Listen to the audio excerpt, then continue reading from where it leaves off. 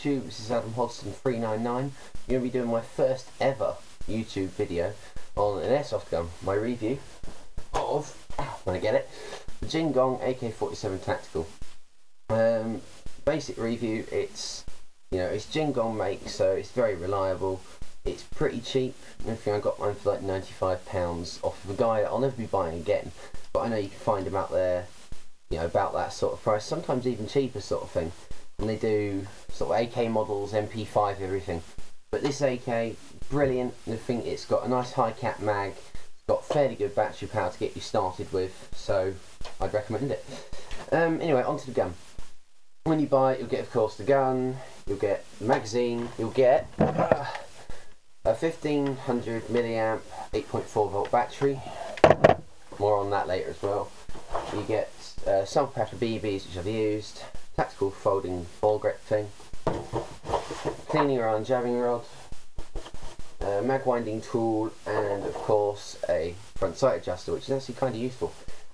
So yeah, onto the gun. Obviously metal parts include near enough everything, 'cause it's near enough a full metal gun, this one.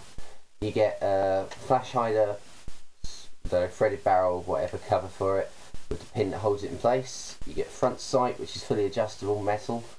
You've got the fake cleaning rod, barrel, gas tube. You've got the sling mount, which is also metal. It's a little bit wobbly, but it's not going anywhere. You've got, of course, the upper receiver, or top part of the body. You've got the main body, which is metal. You've got the other sling loop, hook thing, trigger guard, mag release. You've got the selector switch, the cocking bolt with hop up, and that's about it. It's metal.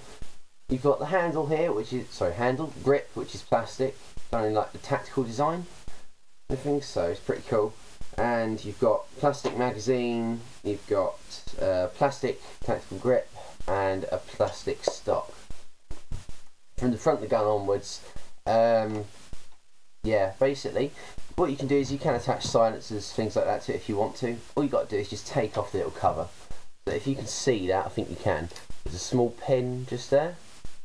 All you do is just push down on it and then turn the barrel a bit clockwise, or to your left.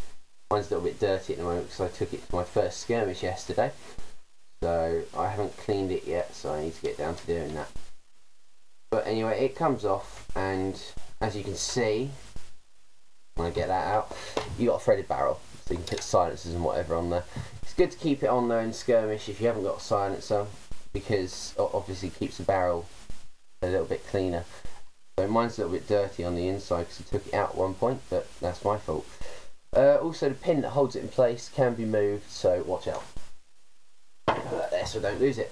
Front sight, as I said, is adjustable. Mine's just a little bit wobbly sort of thing because it came in a box like that, but no biggie, really.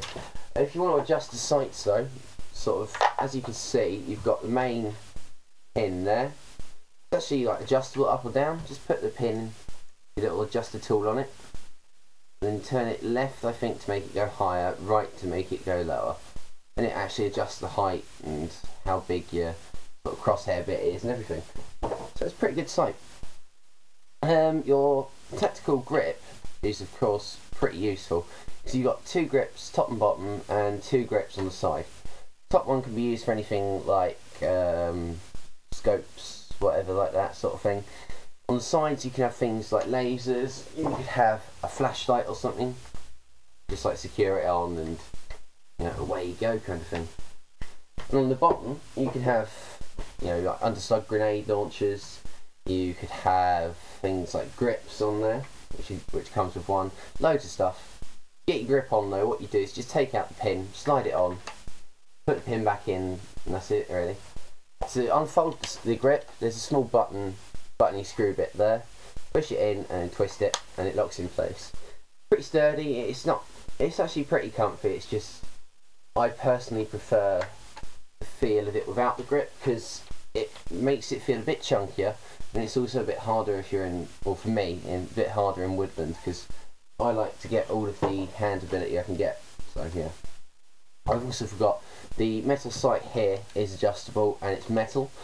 To adjust it, you can just sort of flip it up and down. You can change the range just by pushing the two barrels in and moving it up, sort of thing. But I never use it really. I don't actually use my sights too much, I found.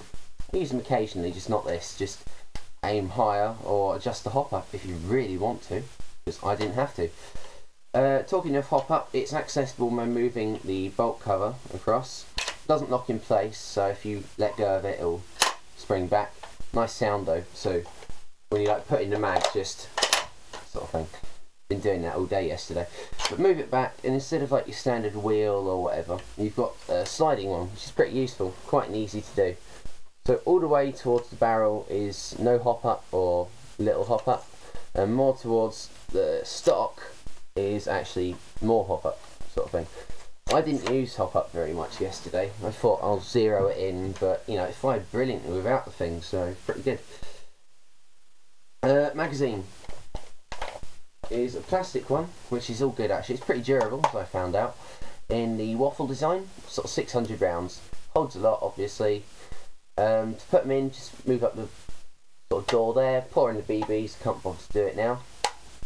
And yeah, just wind it up at the bottom.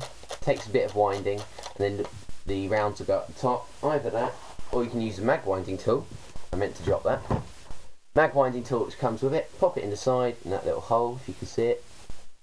Put it in and twist it. And you can hear it's winding it really fast, so it's a lot better to do that than with your hands, but in close quarters, or even if you're just in any battle, it can be a bit of a bugger to do. Only downside with this mag is the main fact that you've got to constantly wind it. Yesterday when I got to the site, it was the first time I ever used it. Put it in, sort of, yeah, make sure it's working. It's not doing it. And then the guy at the site basically sort of found out what it was. You just have to constantly wind it, because it's not the best feeding thing in the world. But if you just keep wind it when you're firing, or if you just wind it loads so you feel a fair bit of tension, put it in, you could probably fire about 45, maybe higher rounds with it. But I just sort of find that, you know, whenever you get a chance, sort of wind it up. Put your mag in case you don't know.